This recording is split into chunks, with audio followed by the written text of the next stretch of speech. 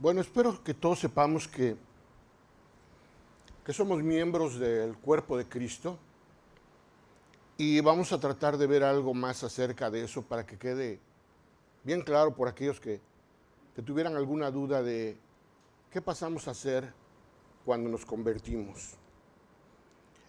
Cuando un pecador se arrepiente, cuando se convierte y cree en el Señor Jesucristo, nace de nuevo, como lo acabábamos de comentar hace un momento, como lo decía Rodrigo, nace de nuevo del agua y del Espíritu. Y dice la Escritura que hay gozo delante de los ángeles de Dios. Este proceso no es solamente un asunto local me refiero no al lugar, sino a la tierra. Además de que es una satisfacción personal, quienes han tenido la oportunidad de hablarle a alguien de Cristo y ese alguien se ha convertido, o sea, han llegado al punto de la oración en el que ustedes guían a alguien para que reciba a Cristo en su corazón. Esas personas que han tenido ese privilegio de llevar a alguien a la conversión saben que no hay nada que se parezca en esta vida a el gozo que Dios trae a ese corazón. En alguna ocasión, un creyente que estuvo, antes de convertirse, estuvo metido mucho en las drogas y que incluso, es una historia que no voy a platicar ahorita porque sería un poquito larga, pero a grandes rasgos les digo que él tuvo que llegar a Suiza y se convirtió allá siendo mexicano, y cuando estuvo en Europa, en Alemania y en algunos lugares donde estuvo, los drogadictos con los que se juntaba decían, o sea, claro, en su idioma, ¿verdad? No en español, pero decían, el equivalente a lo que diríamos aquí, uy, ese mexicanito está grave, ¿no? Por lo que acostumbraba él consumir. O sea, aún entre los drogadictos europeos era un tipo de respeto, ¿no? Por la cantidad tan grande que consumía de drogas. Él se convirtió ya estando en el lecho de muerte en un hospital, una misionera mexicana le habló de Cristo y se convirtió, y bueno, nunca platiqué yo con él, pero tuve la oportunidad de conocerlo, y él en alguna ocasión platicaba que dice que él con las drogas sintió cosas que difícilmente un ser humano llega a experimentar en cuanto a sensaciones. Y dice, si yo tuviera que equiparar las diferentes sensaciones que tuve a lo largo de mi vida, ninguna se compara ni con lejos al gozo que Dios trajo a mi corazón cuando gané mi primera alma. O sea, quienes hemos tenido o han tenido la oportunidad de hablar de Cristo ya lo saben, o sea, no es nada nuevo. Llevar a alguien a que reciba a Cristo es un gozo, no sé, inenarrable, yo diría. Ahora, esto no es, como decía aquí, local. O sea, huestes locales y sobre todo las huestes celestiales están de fiesta cuando eso ocurre. ¿Han visto el proceso de la conversión de un pecador llegar al punto del arrepentimiento, pedir perdón y recibir a Cristo en su corazón? De un ser que vuelca su forma de ser y con un corazón contrito se dedica a servirle a Dios. Vamos a ir leyendo una serie de versículos. Le voy a pedir a Noé, por favor, que sea tan amable de apoyarnos leyendo estos versículos. Y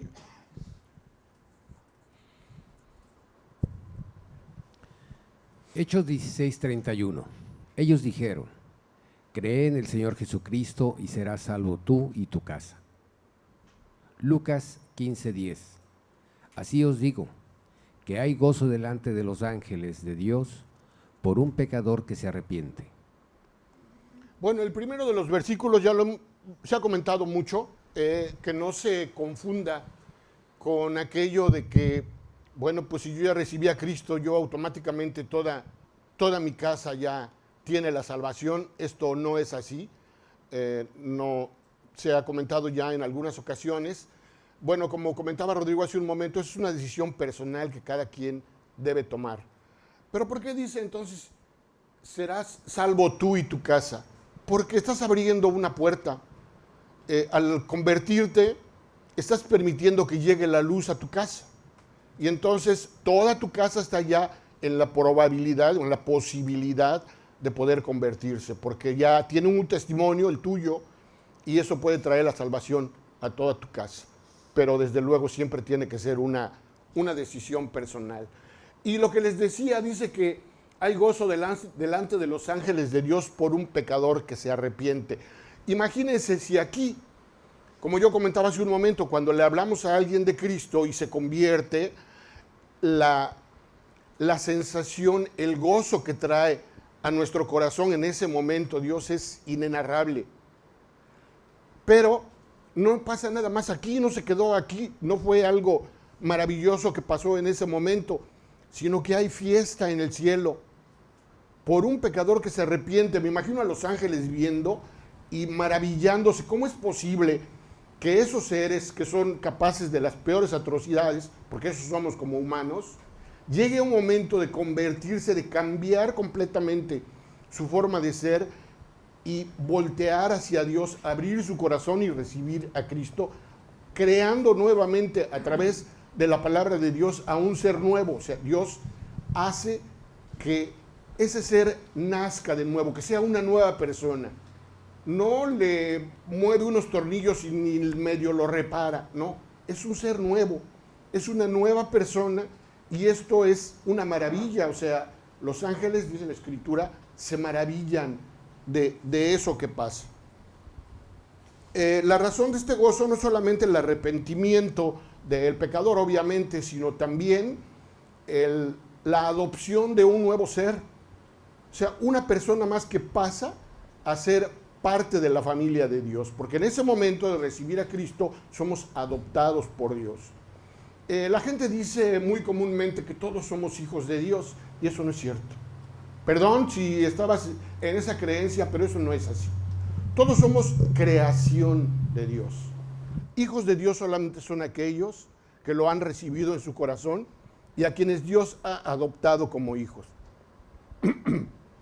Esos son hijos de Dios. Los demás, todos somos creación de Dios, por supuesto.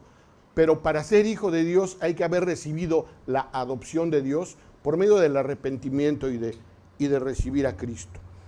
Esto, cada vez que hay una conversión, se acerca el momento en que Dios está esperando. Dice la Escritura que es acerca el día en que haya entrado la plenitud de los gentiles y luego todo Israel será salvo. O sea, el Israel carnal, vamos a llamarle, y el Israel espiritual, que somos nosotros. O sea, Dios está esperando, así como muchos de nosotros, espero que todos, anhelantes el momento del regreso de Jesús. Pero ¿cuándo va a ser? Cuando toda la gente haya escuchado y toda la gente haya tomado su decisión. Por eso, cada vez que le hablas de Cristo a una persona, estás abonando a que ese día se acerque, el día en que el Señor regrese. La justicia divina no va a permitir que Dios venga, que Cristo regrese, si queda uno solo sin haber escuchado de Él. Ahorita ya es muy difícil, porque pues ya con toda la tecnología y la comunicación y todo lo que hay, es muy difícil que alguien no escuche de Cristo, pero todavía lo hay. Acabamos de ver lo que nos mostró Rodrigo con respecto a esta parte de la India. Indudablemente ellos probablemente no habían escuchado. Ahora, la Biblia dice que la naturaleza misma da testimonio de su creador. Si es cierto, es probable que nadie escuchó directamente en algún momento algo acerca de nuestro Señor Jesucristo, pero no se ve dónde está. O sea, alguien no podría darse cuenta a través de todo lo que le rodea que hay un Dios, por supuesto. Pero la fidelidad de Dios va a permitir que todos escuchen, que todos sepan, que todos tomen una decisión. Cuando todos hayan escuchado y hayan tomado su decisión, sea a favor o sea en contra, porque obviamente no todos van a tomar una decisión a favor de Cristo.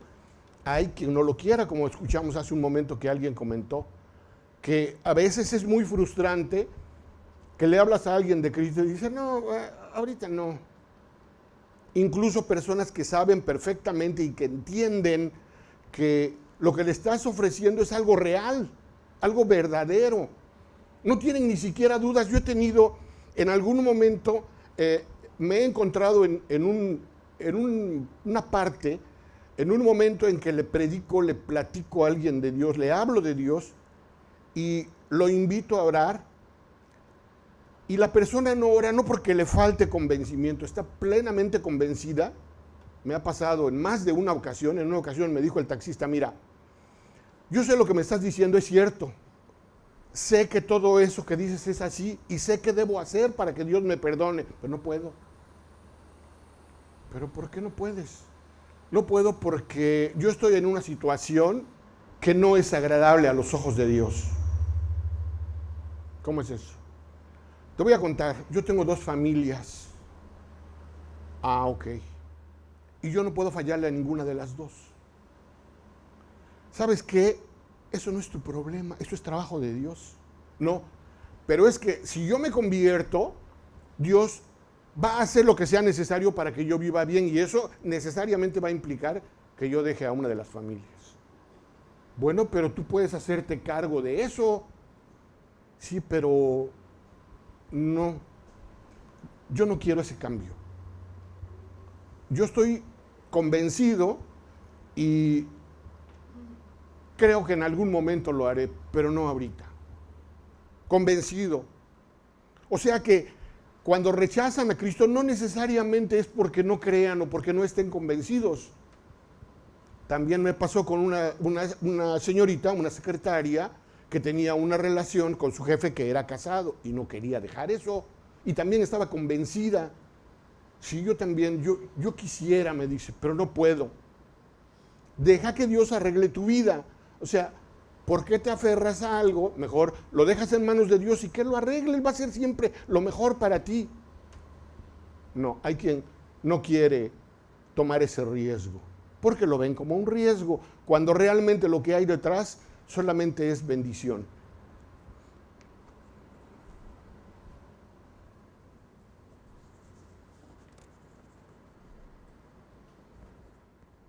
Romanos 11, 25. Porque no quiero, hermanos, que ignoréis este misterio, para que no seáis arrogantes en cuanto a vosotros mismos, que ha acontecido a Israel, endurecimiento en parte, hasta que haya entrado la plenitud de los gentiles. Gálatas 3:26. Pues todos sois hijos de Dios por la fe en Cristo Jesús. Gálatas 4:5. Para que remediese a los que estaban bajo la ley, a fin de que recibiésemos la adopción de hijos. O sea, el arrepentimiento y el renacimiento son los más grandes acontecimientos en la vida de un pecador, hablando espiritualmente, ¿verdad? Porque, bueno, pues hay otro tipo de satisfactores aquí que no tienen nada que ver con la voluntad divina, pero estos son el acontecimiento más importante. Y esto da como hecho que el pecador viene a formar parte de la familia de Dios después de su arrepentimiento. Lo que debe entender aquel que recibe a Cristo, aquello que lo debe hacer inclinar la cabeza, realmente es el hecho de saber que Dios esto lo ha hecho, como dice la Escritura, por el puro afecto de su voluntad.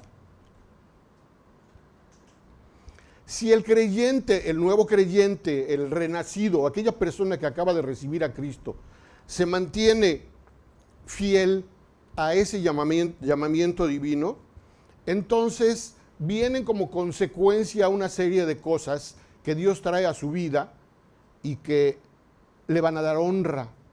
O sea, Dios trae junto con eso el hacerlo parte de una familia que además va a recibir como herencia todas las cosas de Dios.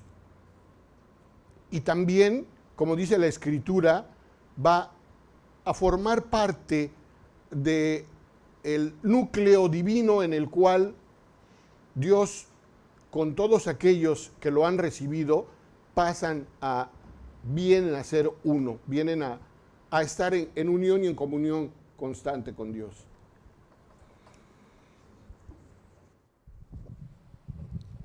Efesios 1:5.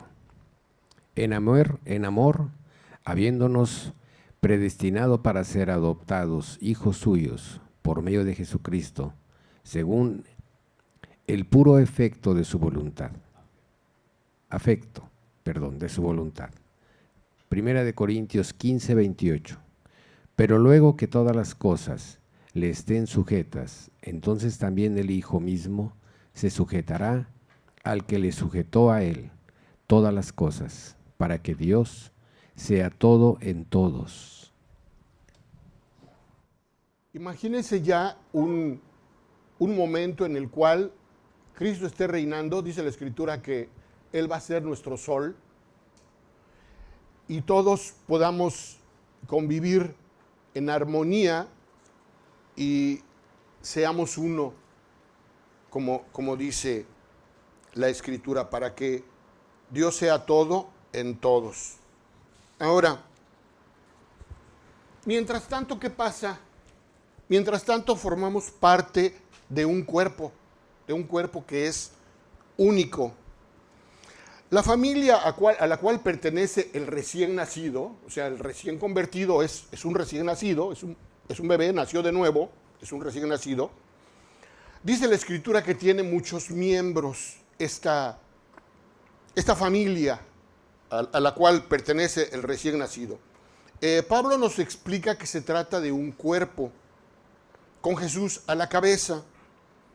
Y en esta familia divina, pues hay personas de muchos tipos, de muchos temperamentos y personalidades, también de diferentes habilidades, de diferente cultura. Bueno, Dios no hace acepción de personas. Él llama a todos, pobres y ricos, educados y quienes no lo son, incultos, personas humildes, gobernantes o personas en posiciones importantes, pero todos tienen que ser transformados y llegar a esta imagen divina en la cual vamos a compartir o debemos compartir la fe, el carácter y el servicio. Oscar.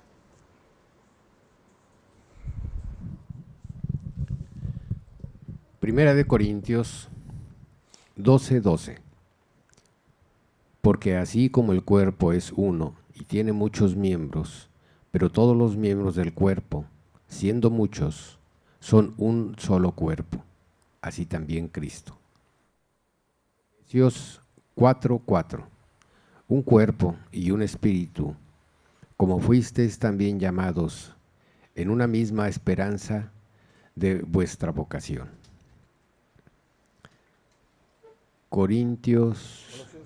Colosenses 1:18. Y Él es la cabeza del cuerpo, que es la iglesia, el que es el principio, el primogénito de entre los muertos, para que en todo tenga la preeminencia.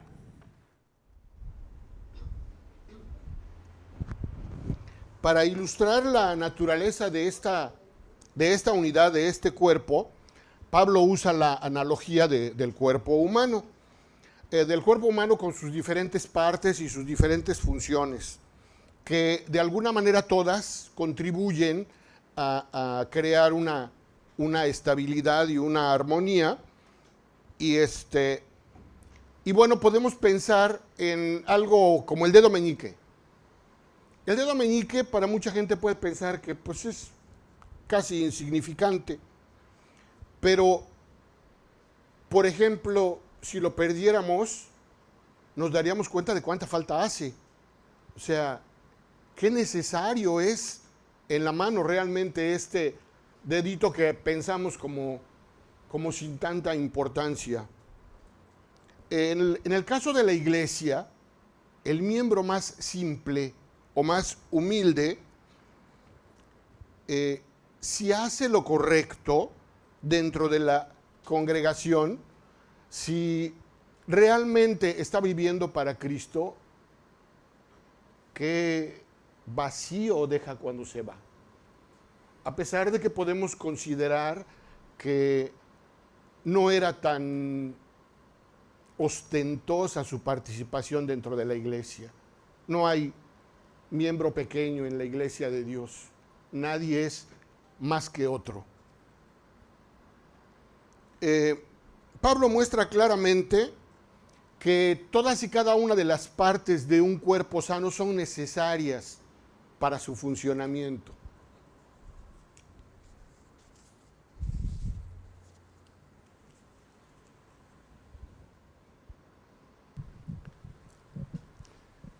Primera de Corintios 12, 21 al 22.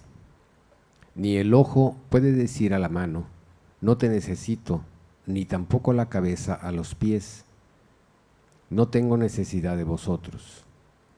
Antes bien, los miembros del cuerpo, que parecen más débiles, son los más necesarios. Y dice la Escritura que aquellos que nos parecen más indecorosos son a los que vestimos con más decoro. En el reino de Dios no hay acepción de personas. Aquí en la tierra, el que sobresale es el que está en la punta de la pirámide, ya sea en el trabajo, en la escuela. El que está hasta arriba es el que de alguna manera, pues bueno, sobre todo en un empleo, por ejemplo, pues el que está arriba es el que manda a todos los de abajo, ¿no? Y en la escuela a veces también el que está arriba, pues es como que al que ponen de ejemplo o al que el maestro ocupa para a veces ponerlo delante de los demás. En el reino de Dios es al revés. Allá la pirámide está invertida. El más alto es el que más sirve. Aquí no, aquí el que sirve lo tenemos hasta abajo, porque a lo mejor es el que mueve las sillas o el que quita los cables. En el reino de Dios es completamente diferente. Para Dios, el más alto es el que sirve más. Y el que sirve, obviamente, sirve a sus hermanos. Todos, en una iglesia, todos son necesarios. Así que vete buscando algo que haga que tu participación en la iglesia sea efectiva. Si no lo has hecho aún, tienes que hacer algo ahí. Esto es una familia. La iglesia es una familia, pero nosotros como célula también lo somos. Y es la familia más cercana. Cada uno de nosotros como miembros del cuerpo de Cristo y como parte de esta familia, tenemos que entender que debe haber entre nosotros comunicación, debe haber simpatía, debe haber comunidad, y todo esto es para que sea real lo que nos dice Pablo en Primera de los Corintios. Por favor.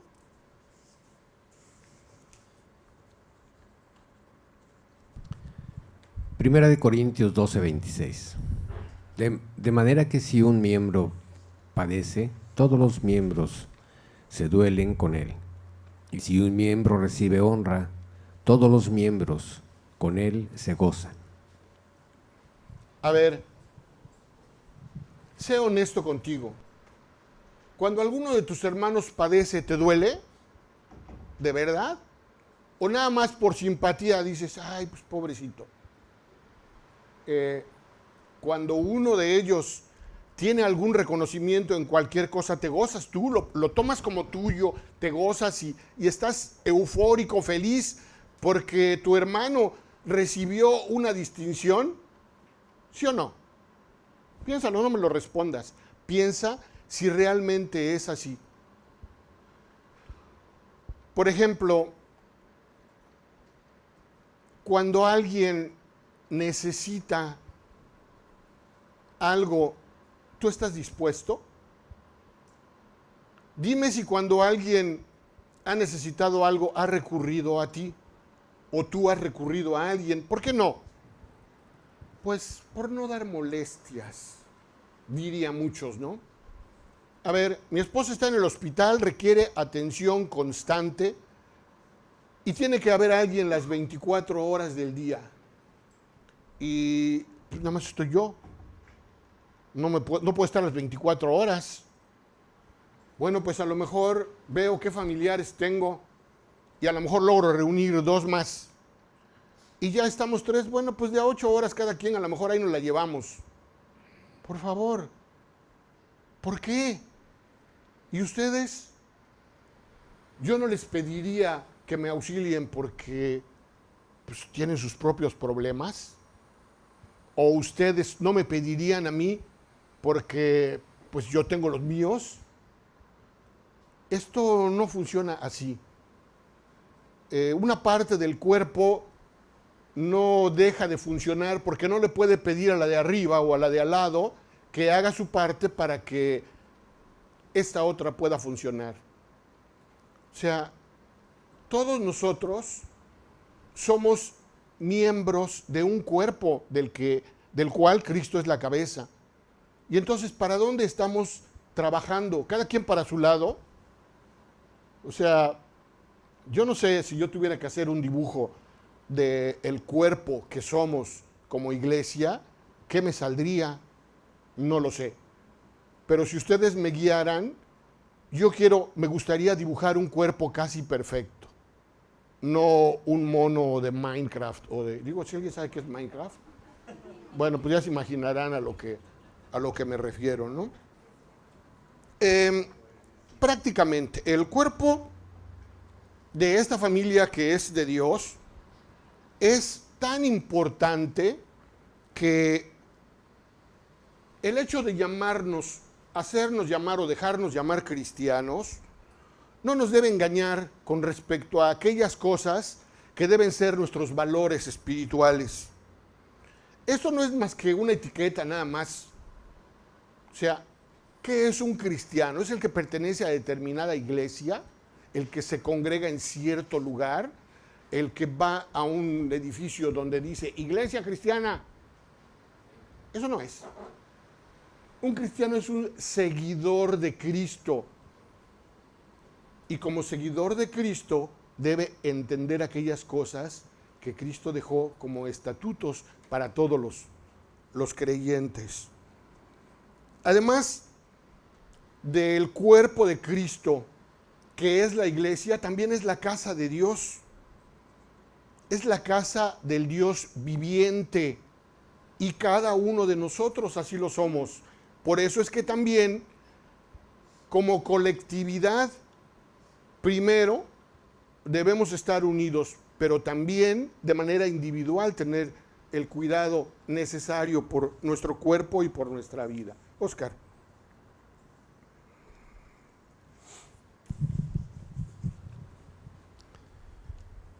Primera de Timoteo 3:15.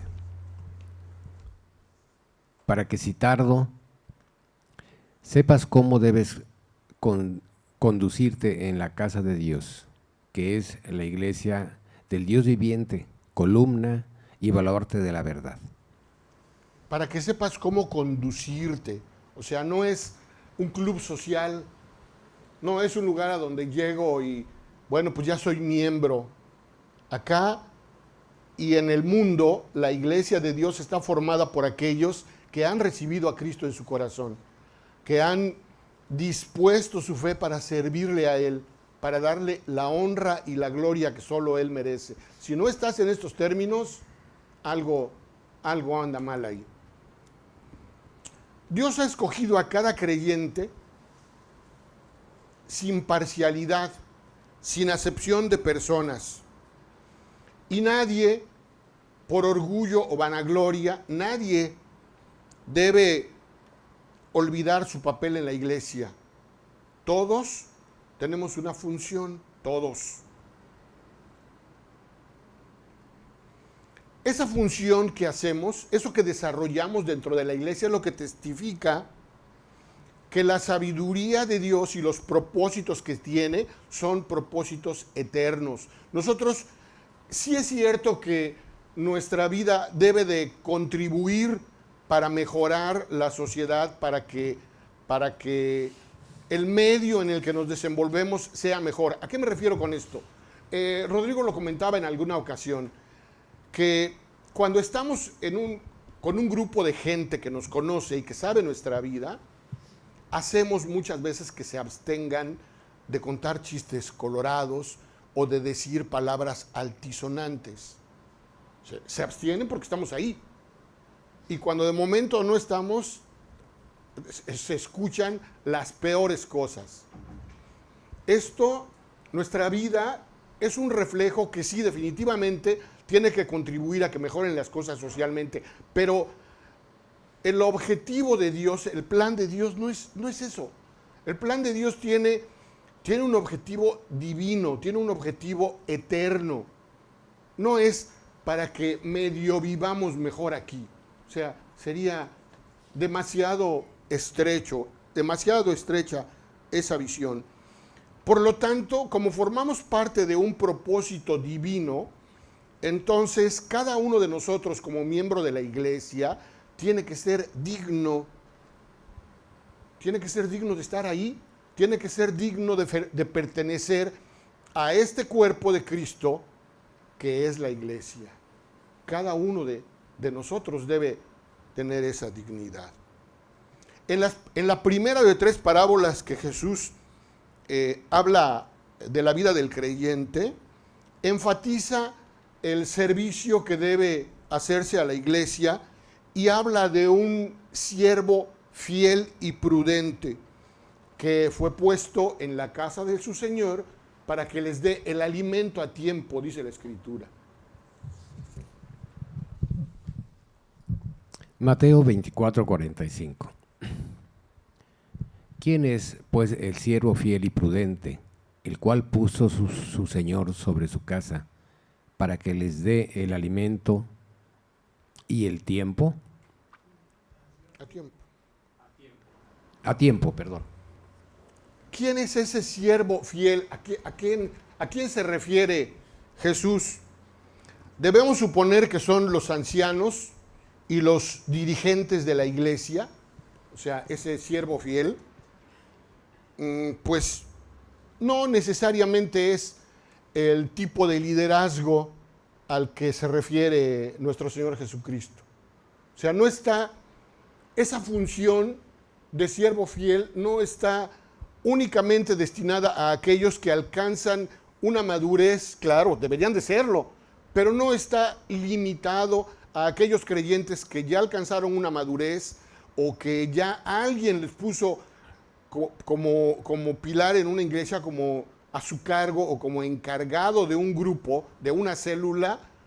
O sea, no está hablando Dios solamente de eso. O sea, ese siervo fiel al cual Dios puso sobre su casa para que les dé el alimento a tiempo, no es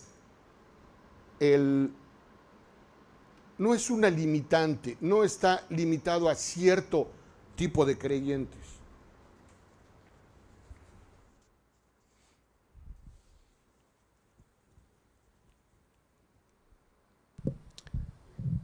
Mateo 20, del 27 al 28. El que quiera ser el primero entre vosotros será vuestro siervo. Como el Hijo del Hombre no vino para ser servido, sino para servir, y para dar su vida en rescate por muchos.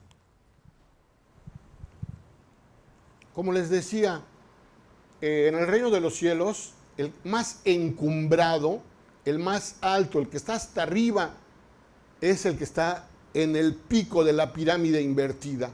Aquel que presta su servicio a otros. Ese es el más grande, el que está más alto, el que tiene más honra. Durante la última cena, Jesús dio a sus seguidores el más grande ejemplo de este principio de servicio, cuando se arrodilló y les lavó los pies.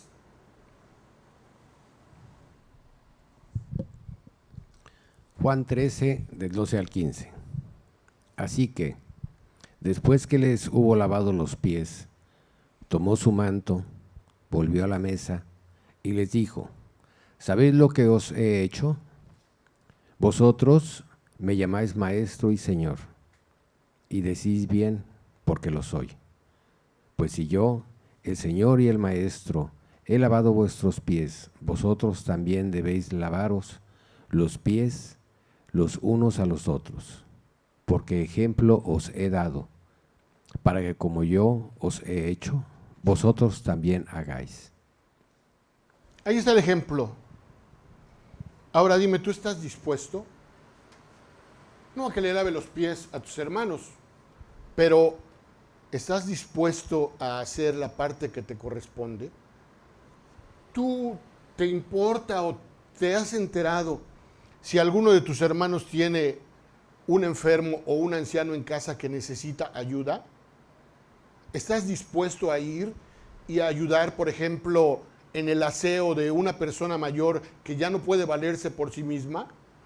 ¿Tu hermano te lo va a pedir o no te lo pide porque ya tienes demasiadas cosas que hacer? ¿O porque le da pena que, pues, tú bastantes problemas debes tener con los familiares a los que debes atender? ¿En qué posición estás? ¿Realmente estás en el cuerpo de Cristo? ¿Eres parte?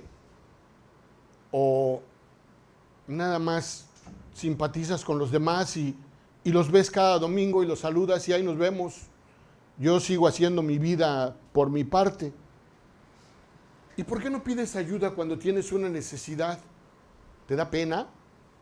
¿Sientes que tus hermanos ya tienen sus propias necesidades como para que se estén preocupando por ti? Entonces, ¿qué somos? ¿Dónde estamos? ¿Dónde está el cuerpo de Cristo entonces? ¿Somos pedacitos o qué? ¿Crees que el cuerpo de Cristo se puede convertir en cuerpecitos, de los cuales a lo mejor tú eres una parte y tu esposa otra, y a lo mejor tu vecino pues como que te complementa, y los demás, pues los demás viven lejos, los demás no tienen tiempo? O sea, realmente, ¿en dónde estás ubicado? ¿Qué parte eres del cuerpo de Cristo? Todos somos necesarios, ¿eh? No te puedes excluir diciendo, bueno, pero pues yo qué puedo hacer, yo me acabo de convertir, no sé gran cosa. Mira, no me gusta, sí doy algunos ejemplos a veces de cosas que me han pasado, pero no me gusta usar a veces mi experiencia para platicar algo, pero ahorita sí lo voy a hacer. Cuando yo me convertí, Dios puso en mi corazón lo que debe haber en todos los recién convertidos: el gozo del Señor, la euforia aquella que Dios te pone para que tú sientas que te puedes comer al mundo.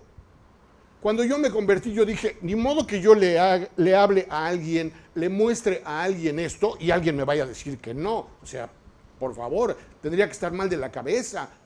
O sea, si Dios solamente está pidiendo que te arrepientas, que pidas perdón y te va a hacer nacer de nuevo, ¿alguien me va a decir que no? Pues claro que no, por supuesto que no. ¿Y saben qué? Yo en esa época que acababa de convertirme, a la semana siguiente tuve que viajar al lugar de donde yo soy originario, Orizaba, Veracruz. Y al llegar me invitaron a una misa. Porque allá hacen misa de todo. Que si es cumpleaños hay misa, si es bautizo hay misa, si es boda hay misa, y si de todo hacen misa. Y me invitaron. Y yo fui a la misa, me senté, me paré en la parte de atrás, porque yo ya, a pesar de que me acababa de convertir, yo había cosas que estaban muy claras en mi mente, y una de ellas era que yo no me iba a hincar adentro de la iglesia. Entonces, primero acepté ir porque mi familia me estaba invitando, y si yo en ese momento digo que no, yo cierro una puerta. Me cierro la puerta ahí, porque ellos hubieran visto algo negativo. Ya sabían que me había convertido. Yo Me convertí, al otro día no sé cómo, ya lo sabía todo el mundo.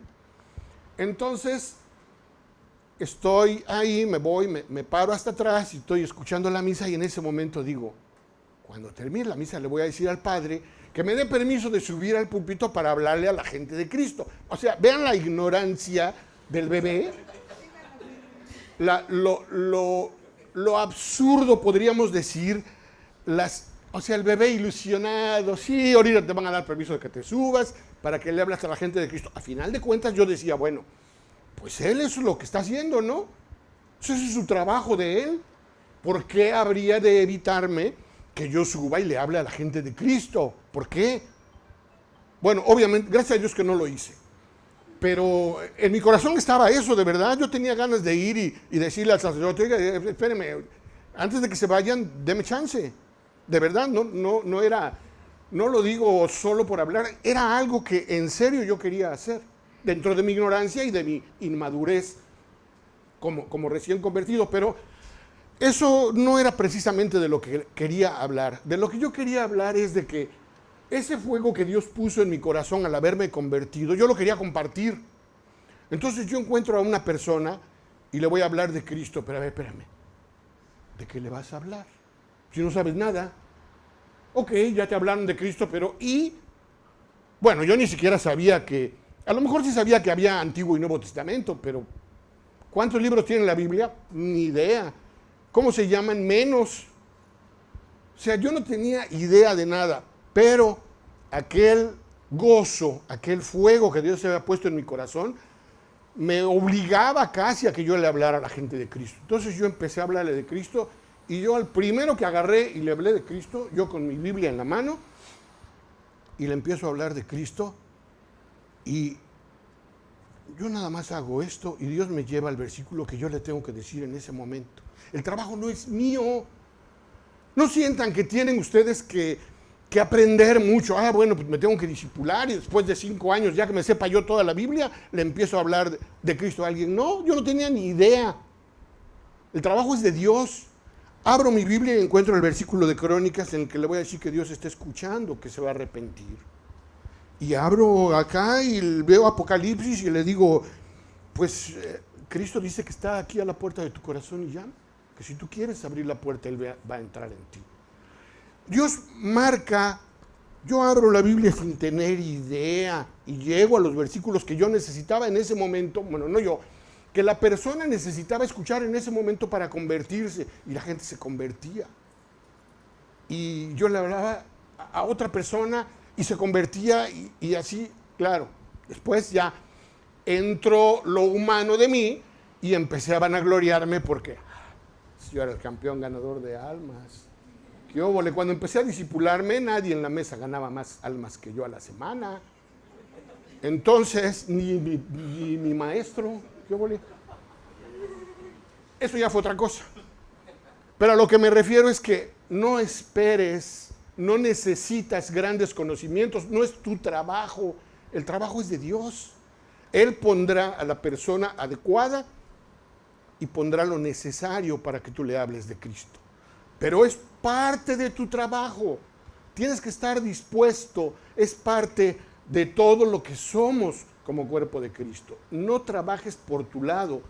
No supongas cosas. Cuando pienses, piensa en unidad. Piensa en todos. Somos un cuerpo. No eres tú la manita que amputaron y se quedó por ahí, ¿no? Estás unido al cuerpo de Cristo. Entonces, considérate parte de Él.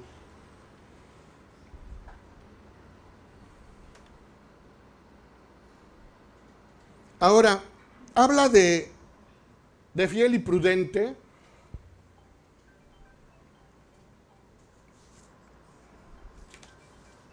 Y habla de proveer el alimento a tiempo. Y habla de la manera de hacerlo. Pero también, ¿cuál es ese alimento del que habla Oscar?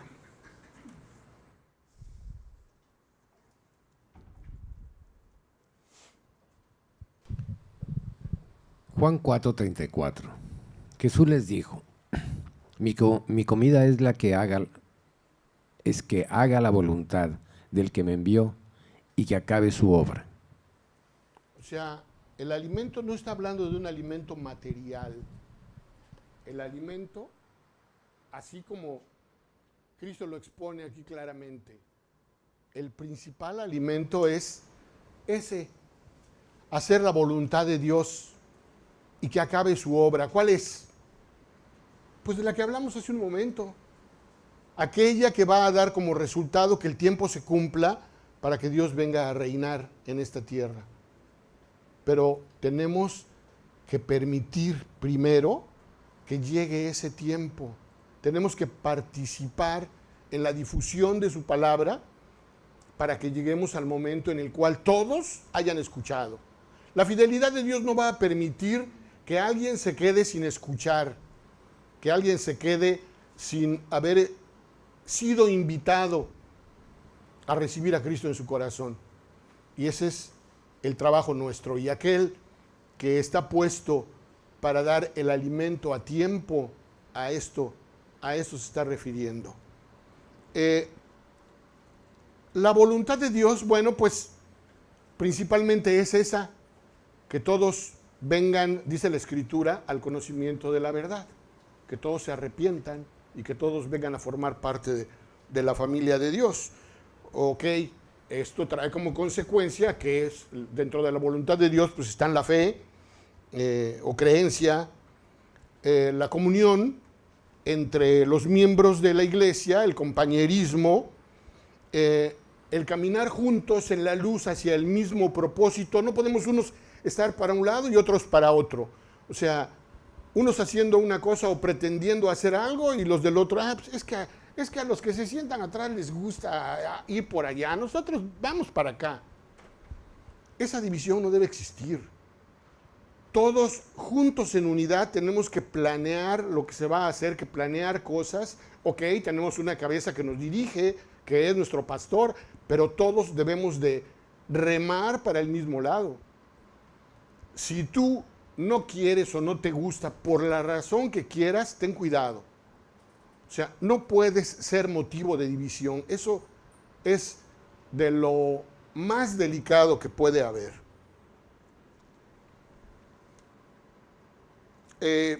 Obviamente todos este caminar, esta comunión, todos van tendientes a los propósitos que Dios tiene para esta vida o en esta vida, pero todo eso se tiene que manifestar con hechos. O sea, deben ser cosas reales que al final se vea. O sea, no es nada más así, ay, qué bonito, bueno, pues sí, bueno, pues ahora cuando llegue a casa pues voy a estar pensando en todos mis hermanos y voy a orar por ellos. Para que no, pues, para que me sienta tranquilo y no sea que parezca que estoy apartado o yo por mi lado, ¿no? O sea, no es un momento idílico así para que, ay, bueno, qué bonito estuvo. Es algo que tiene que ser real, se tiene que ver realmente. O sea, la voluntad de Dios debe trabajar en cada creyente, así tan abnegadamente como lo hizo en Cristo. Él cumplió la voluntad de Dios. ¿Tú quieres hacerlo? ¿Estás dispuesto? ¿O nada más vienes a sentirte bien para la semana que arranca?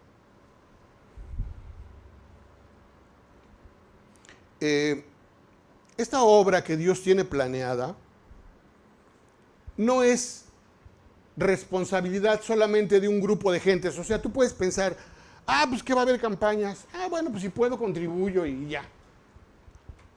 Pero ¿por qué no más? No, pues eso es responsabilidad del pastor, de los ancianos. O sea, yo nada más, yo me acabo de convertir y nada más, yo sí voy y ya. No, es responsabilidad de todos. Es responsabilidad de todos y cada uno de nosotros el participar en la obra del Señor. No es nada más para el pastor, o nada más para los ancianos, o nada más para X o Y, o los que viven en el norte, o los que viven en el sur, no. Es responsabilidad de todos y todos debemos de tomar esa responsabilidad y darle realmente la importancia que tiene. Pero si tú eres apático en eso, yo no tengo tiempo. Bueno, pero es que yo trabajo desde la mañana y véanme, no, pues qué tiempo voy a tener de andar participando en cosas así. O Yo me acuerdo que había un anuncio que durante un tiempo estuvo mucho tiempo circulando, un anuncio de televisión que decía: si no tiene tiempo de venir a vernos, venga a vernos. O sea, ¿qué quiere decir? Si estás tan atareado y tienes tu agenda tan mal hecha que no tienes tiempo de nada, pues ven a vernos. Porque te vamos a decir cómo hacer las cosas en orden para que tengas tiempo. Entonces, ¿sabes qué? Si no tienes tiempo, ve con Dios. Es cuando más debes hacerlo. Pero es que no tengo tiempo y a las carreritas apenas si hago mi mini devocional en las mañanas y mi oración así relampagueante a la hora de tomar los alimentos porque no tengo tiempo. Si no tienes tiempo, tienes que dedicarle tiempo a Dios. Si no tienes tiempo, es cuando más tienes que dedicarle tiempo a Dios. Oscar.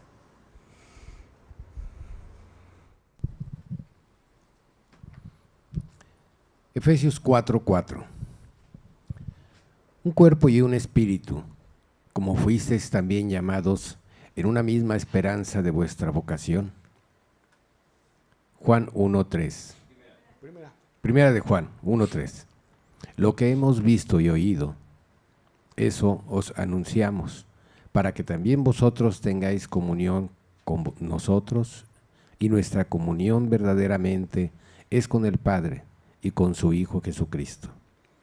Primera de Juan 3:18. Hijitos míos, amemos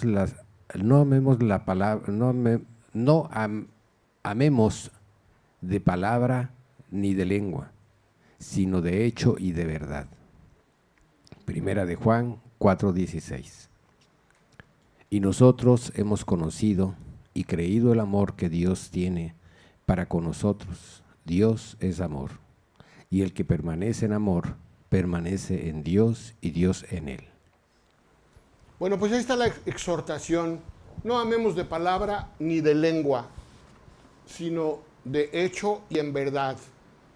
O sea, que realmente tu amor por tus hermanos, por el cuerpo de Cristo, por tu comunidad espiritual que somos nosotros, y por toda la que está afuera, porque la iglesia de Dios está en todo el mundo, no nada más aquí, que realmente el amor que Dios provoque en ti sea real. No te dejes engañar por cosas vanas. Pon a prueba tu amor. Ponlo, mídelo tú mismo, cátalo y ve que sea algo real.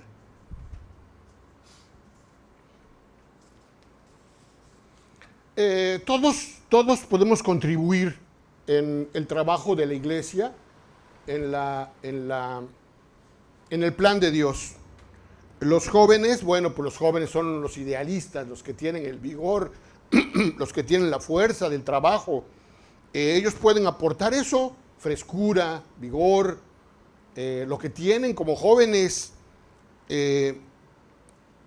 Mientras Cristo no venga, tenemos la obligación de trabajar en unidad y hacer que este cuerpo de Cristo, que es la iglesia, funcione de manera óptima. De alguna manera tenemos que garantizar que las actividades que se hagan en la iglesia lleguen a su objetivo, al objetivo que se busca. Los maduros, pues, pueden orientar a los jóvenes, aquellos que... Hablo de madurez en la fe, no de los que estamos viejitos. Los maduros, bueno, pues podemos orientar a los jóvenes, llevarlos, guiarlos y canalizar de la mejor manera la energía que ellos tienen y las habilidades. Pero el bienestar de la iglesia es responsabilidad de todos. Pablo tenía siempre una preocupación por las iglesias y él tomaba en serio su responsabilidad de que todas las iglesias, de alguna manera, digamos que cargaba la responsabilidad de todas ellas.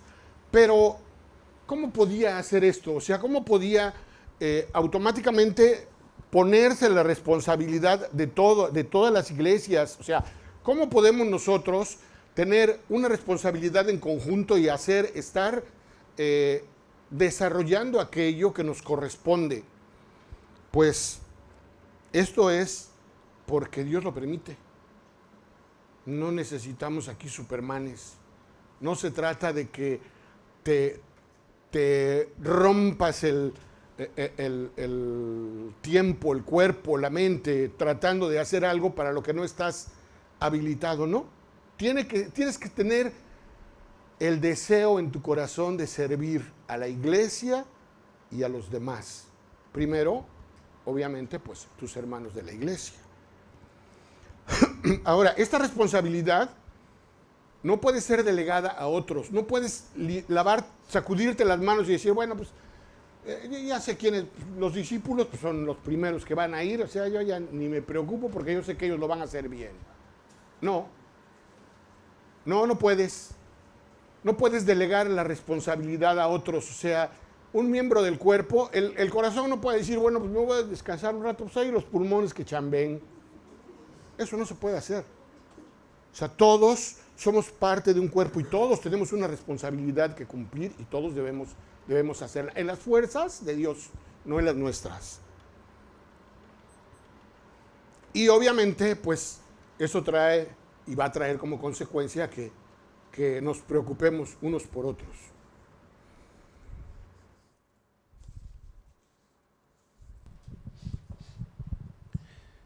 Primera de Corintios 12:25. Para que no haya desaveniencia en el cuerpo, sino que los miembros todos se preocupen los unos por los otros. A ver, sé honesto contigo mismo. ¿Te preocupan tus hermanos de la iglesia, la verdad? ¿O no?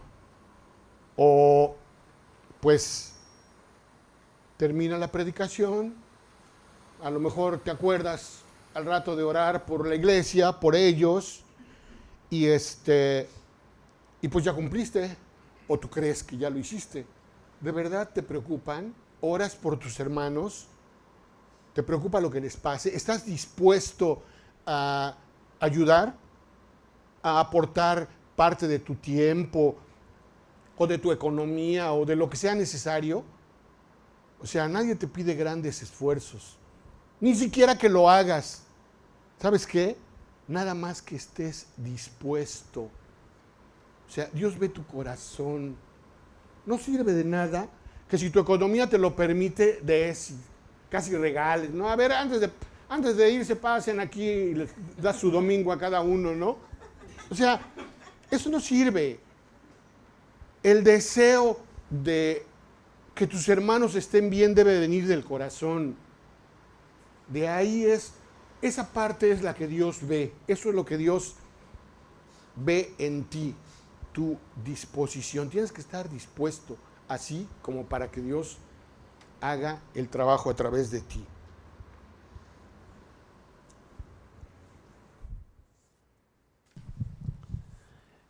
Efesios 1 del 20 al 21.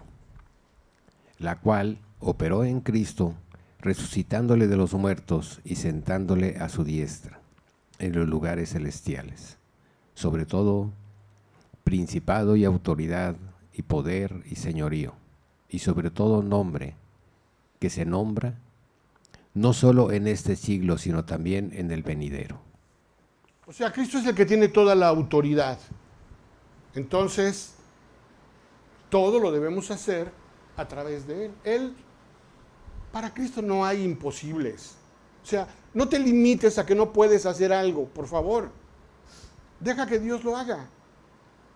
De antemano yo me excluyo porque no, me van a pedir que vaya yo y no hay que brincar ahí, yo no puedo, tengo artritis. Con trabajos levanto una pierna. No, Dios no te va a poner a ti cosas que sean imposibles. Dios quiere ver tu disposición. Él es el amo, dueño y señor de todo. Él puede hacerlo todo. ¿Por qué nos da miedo que haga las cosas? Él ya nos lo dejó bien claro. Ahora, ¿estamos esperando realmente el momento decisivo en que Cristo regrese? ¿Realmente queremos eso? Dios ha dado mensajes a través de mucho tiempo, empezando por los mensajes de las 7 iglesias de Asia. Y Dios desde siempre observa el progreso o el decaimiento de cada una de las iglesias y también de manera personal de cada uno de nosotros. El juicio a las 7 iglesias de Asia fue escrito para nosotros y eso ya lo hemos visto en más de una ocasión, en más de un estudio. Entonces, este juicio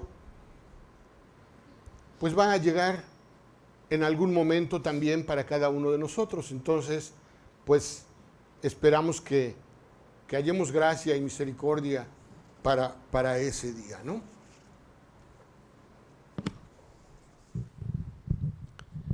Lucas 12, del 36 al 37. Y vosotros, sed semejantes a hombres que aguardan a que su Señor regrese de las bodas, para que cuando llegue y llame, le abran enseguida.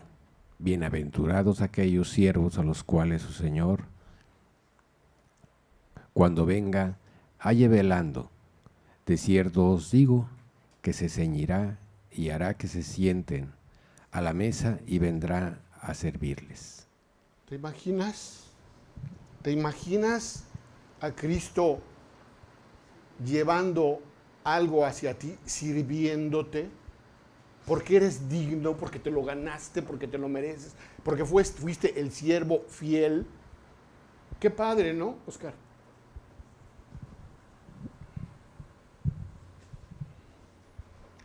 Dios puede venir en cualquier momento. Cristo puede regresar en cualquier momento. Ahora, ¿cómo te encontrará Jesús cuando regrese? ¿Te encontrará haciendo qué?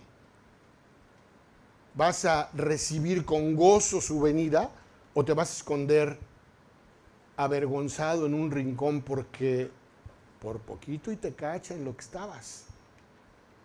Entonces, parte de aquello que te va a dar honra es la comunión con tus hermanos, el compañerismo, el amor que tengas por ellos, por cada uno de ellos. Forma y hazte parte de esta iglesia que es el cuerpo de Cristo. Pero no de palabras, no de ratitos, no de pensamientos. Hazlo de corazón, que realmente se vea que somos una comunidad de hermanos hacia el mismo camino, con el mismo objetivo que Dios tiene para la vida de cada uno de nosotros. Pero, pues, tienes que estar dispuesto. Si no estás dispuesto, muy poco se puede hacer. Y si aún hay dudas en ti o no has entregado y abierto completamente tu corazón, empieza por ahí. Empieza por recibir a Cristo pidiendo perdón y verás que Él trae lo que sea necesario para continuar en tu vida. Vamos a dar gracias para terminar. Nico, ¿nos quieres guiar en una oración, por favor?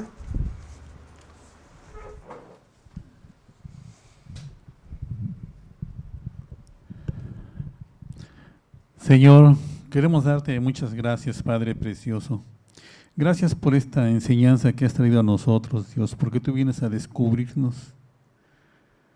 Tú vienes a revelar el verdadero sentimiento de nuestros corazones, Señor, porque tú los conoces perfectamente bien, aunque nosotros, como la enseñanza que nos acaba de dar Tomás ahorita, andamos escondiéndonos, andamos aparentando lo que no somos. Dios, ayúdanos, Padre Precioso, con todos estos males, Dios, que hay en nuestro corazón. Tú quita todo eso, Señor, que nos ha estorbado durante todos estos años, Señor, que no nos han permitido desarrollarnos y que seguimos agarrados con las cosas del mundo. Señor, tú has venido hoy a mostrarnos la verdad, pero también te pedimos, Señor, que nos des la valentía para enfrentarlos y dejarlos. Ya no estar sujetos a ellos, Dios, porque precisamente por eso enviaste a tu Hijo Jesús, para hacernos libres, libres del pecado, Señor. Dios, hoy tú has venido a darle al blanco, Señor, sobre todos estos aspectos que nos acaba de compartir Tomás, Dios, y que tú los hablaste, Señor, y que todas son verdades, Padre bendito. Ayúdanos a ser un solo cuerpo, Señor, y pon todas esas cosas tuyas en nosotros, Señor, para serte fieles en todo, Señor. Dios, gracias por este regalo, aunque nos incomode, Señor, aunque nos gane la risa, Señor, pues es verdad todo esto. Que todos seamos uno contigo, Señor. Bendice a todos los que estamos aquí, Señor, reunidos, y también te pedimos por nuestros hermanos. En el nombre de tu precioso Hijo Jesús, te pedimos que bendigas todo esto. Amén.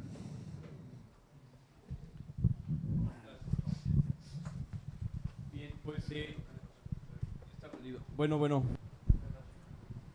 Gracias. Bien, vamos a